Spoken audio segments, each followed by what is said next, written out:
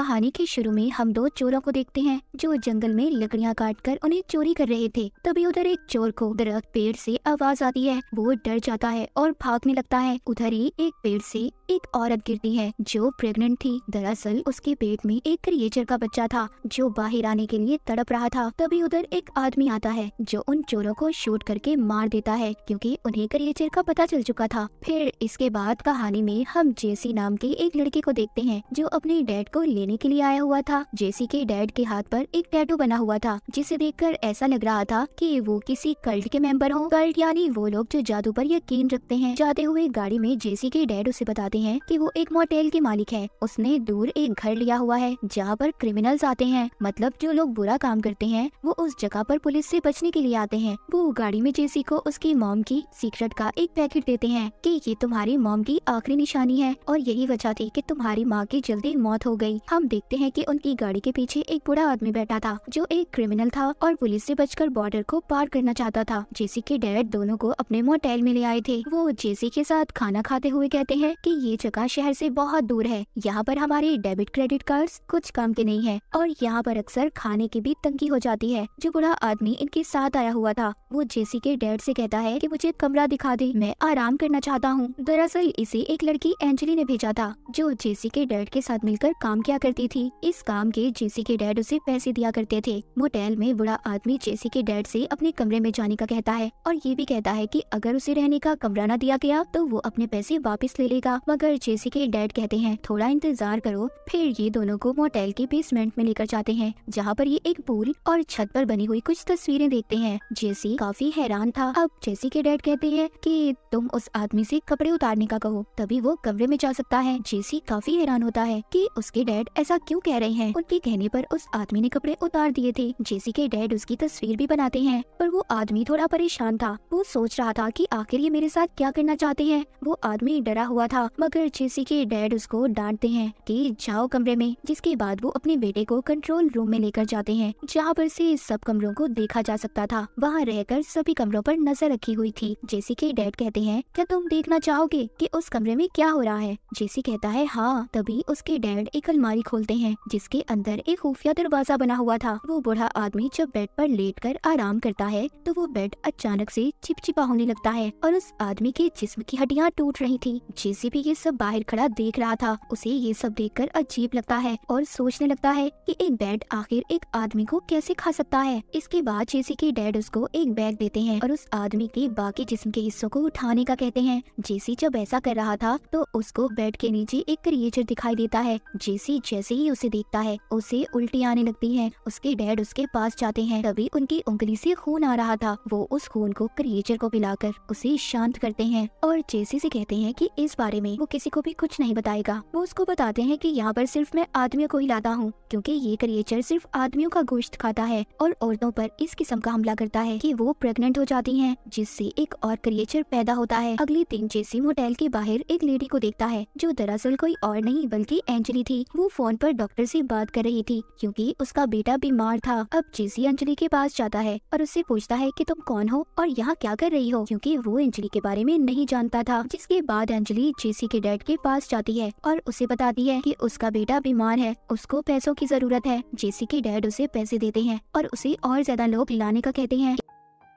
एक दिन जेसी के डैड और वो एक रास्ते पर जा रहे थे जहाँ से सभी बॉर्डर को पार करके आगे जाया करते थे। जेसी के डैड रास्ते पर एक ट्रैप लगा देते हैं, एक ऐसा जाल बिछाते हैं जिससे आने वाले लोगों की गाड़ियाँ पंचर होंगी और लोग फिर पनाह लेने इनके मोटेल में आएंगे और ये बड़े ही आराम से उस क्रिएचर को लोगों को खिला सकेगा। वापस जाते हुए जेसी अपने डैड से कहता है आप इतने बुरे कैसे हो सकते हो, आपने कैसे उस बूढ़े आदमी को उस क्रिएचर के हवाले कर दिया। उधर ही जेसी के डैड उससे कहते हैं कि मैं चाहता हूँ मेरे बाद तुम मेरे काम को संभालो। वो उसको चाबियां भी देते हैं। इन्हीं बातों के दौरान जेसी की गाड़ी का एक्सीडेंट हो जाता है। वो जब होश में आकर अपने डैड को देखता है तो उसके डैड मर चुके थे, उनकी मौत हो गई थी। उसके डैड मरने के बाद एक पेड़ में बदल जाते हैं। वो डर जाता है और गाड़ी से बाहर आता है। रास्ते में वो एक जाती हुई गाड़ी को रोककर उनसे मदद मांगने लगता है। उस गाड़ी में एक कपल था मगर वो उसकी मदद करने के लिए तैयार हो गए थे। जेसी अब उनको अपने मोटेल ले आया था जहाँ पर एंजली उसका इलाज करती है और उससे कहती है कि मैं 3 क्रिमिनल्स को अपने साथ लाई हूँ हूँ जिसके मुझे पैसे चाहिए। जेसी उससे कहता है अभी मेरे पास पैसे नहीं है, मेरे डैड की मौत हो चुकी है। जिसके बाद जेसी उन लोगों से मिलने जाता है और उन्हें खाना भी देता है, मगर खाना बहुत कम था। एक आदमी कहता है ये खाना तो बहुत कम है और तो और हमारा पेट भी तो नहीं भरेगा इससे। जिस पर जेसी उनसे झूठ बोलता है और कहता है देखो ये जगह बहुत दूर है और मेरे डैड जल्दी खाना लेकर आ जाएंगे,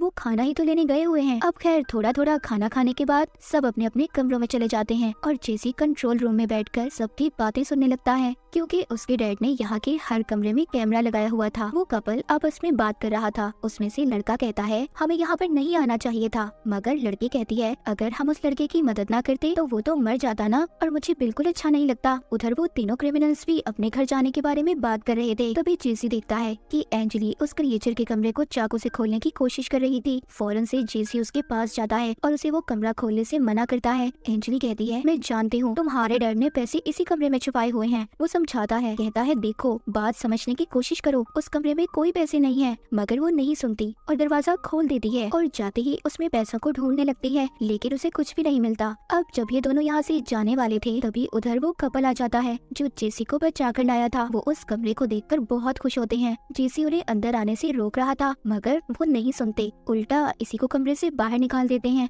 जब वो उस कमरे में क्रिएचर वाले बेड पर बैठते हैं तो वो क्रिएचर लड़के को अपने अंदर खींच लेता है, मतलब उसे खा लेता है और उस लड़की को प्रेग्नेंट कर देता है। बाद में जेसी दोबारा से जब उस कमरे में जाता है तो वो लड़की को बेहोश पाता है। वो लड़की को अपने साथ ले आया था जो बच गई थी, उसे साफ करके एक अलग कमरे में सुला देता है ताकि किसी को भी क्रिएचर का पता न चले। बाहर वो तीनों क्रिमिनल्स खाने के पीछे जेसी के साथ लड़ रहे थे। तभी सबको बेसमेंट से आवाज आती है। जब ये जाकर देखते हैं तो उधर पूल में वो लड़की थी जिसको जेसी अलग कमरे में सुला कर आया था। वो पानी में तैर रही थी। उस लड़की का पेट बहुत ज्यादा फूला हुआ था, उसके पेट में क्रिएचर का बच्चा था। वो दर्द से तड़प रही थी। वो सबसे कहती है कि कोई उसके पेट को काट दे और जो भी चीज उसके पेट में है उसे बाहर निकाल दे, मगर किसी के अंदर भी ऐसा करने की हिम्मत कहाँ थी। वो लड़की खुद ही अपने पेट को काट देती है। हम देखते हैं उसके पेट से अजीब सा क्रिएचर बाहर निकलता है और निकलते ही उधर एक आदमी पर हमला कर देता है, पर उसको उसके दोस्त बचा लेते हैं। वो क्रिएचर अब वहाँ से भाग गया था। जो 3 क्रिमिनल्स आदमी थे उनमें से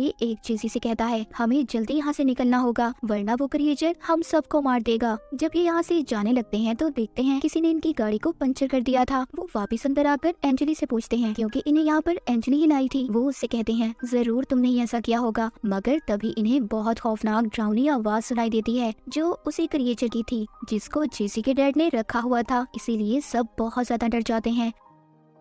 तभी यहाँ पर एंजली सबको बताती है कि जेसी के डैड ने मुझे ये जॉब दी थी कि मैं यहाँ पर लोगों को लाऊंगी, जिसके लिए वो मुझे पैसे देते थे, पर अब मुझे लगता है कि इसके डैड ने यहाँ पर बहुत सारे पैसे छुपाए हुए हैं। जेसी कहता है ठीक है तुम सब जगह को चेक कर सकते हो। जेसी उन्हें अपने साथ ले जाता है। उधर कमरे में बाकी 2 क्रिमिनल्स रुककर उस लड़की का ख्याल रख रहे थे जिसके पेट से क्रिएचर बाहर आया था। इस वक्त वो बेहोश थी। तभी उनमें से एक आदमी को दीवार की दरार में से आवाज आती है। जब ये अपना लाइटर जलाकर देखता है तभी उस आदमी के लाइटर से आग लग जाती है। उस दीवार में क्रिएचर की जड़ें थी जिस वजह से वो क्रिएचर जोर जोर से चीखने लगता है और उस आदमी को मार देता है। फिर छोटा क्रिएचर दूसरे आदमी को भी मार देता है। जब जेसी, एंजली और तीसरा क्रिमिनल आदमी जो इनके साथ था वो आते हैं तो वो उस लड़की से पूछते हैं जिसका वो ख्याल रख रहे थे कि आखिर इधर हुआ क्या था। वो बताती है कि क्रिएचर ने सबको मार दिया। तभी उधर एंजली उस छोटे क्रिएचर को देखती है और उसे गोद में उठा लेती है। कहती है ये तो बहुत मासूम है, इसे नहीं पता कि ये क्या कर रहा है। तभी जेसी उस बच्चे को उठाकर जलती हुई आग में फेंक देता है और एंजली से कहता है समझने की कोशिश करो, इससे सबकी जान को खतरा हो सकता है। हम देखते हैं कि उस बच्चे के मरने से बड़े क्रिएचर को गुस्सा आ गया था। वो जोर जोर से चिल्लाता है। उधर ही क्रिमिनल आदमी एंजली को पानी में डुबोकर मारने वाला था क्योंकि उसे उस पर गुस्सा आ रहा था। वही इन सबको यहाँ पर लाई थी। वो अपने दोस्तों की मौत का कसूरवार भी एंजली को बता रहा था। उससे कहता है कि सब तुम्हारी वजह से हुआ है, लेकिन जेसी कहता है देखो एंजली को छोड़ दो, सब मैंने किया है। वो उसे छोड़कर जेसी को पकड़ लेता है, मगर जेसी जब देखता है कि पानी में क्रिएचर आ चुका है वो उस क्रिमिनल आदमी को बातों में लगाता है। जब ही क्रिएचर उस आदमी पर हमला कर देता है, मगर उस आदमी ने चाकू से उस क्रिएचर की जड़ को काट दिया था और खुद को बचा लेता है। साथ ही जेसी और एंजली भी इसी बात का फायदा उठाकर भागने की कोशिश करते हैं। अब वो यहाँ से उस लड़की को लेकर जाने वाले थे। उधर वो आदमी भी अभी इन्हें ढूंढ रहा था। यहाँ से बाहर जाते हुए वो लड़की बहुत सारा खाना देखती है। जेसी उसको बताता है कि ये तो हमने मुश्किल वक्त के लिए रखा हुआ हुआ था। तभी उधर क्रिमिनल आ जाता है। इस बार जेसी उसको क्रिएचर के कमरे में ले गया था और बेड पर फेंक देता है, मगर उस आदमी को समझ नहीं आती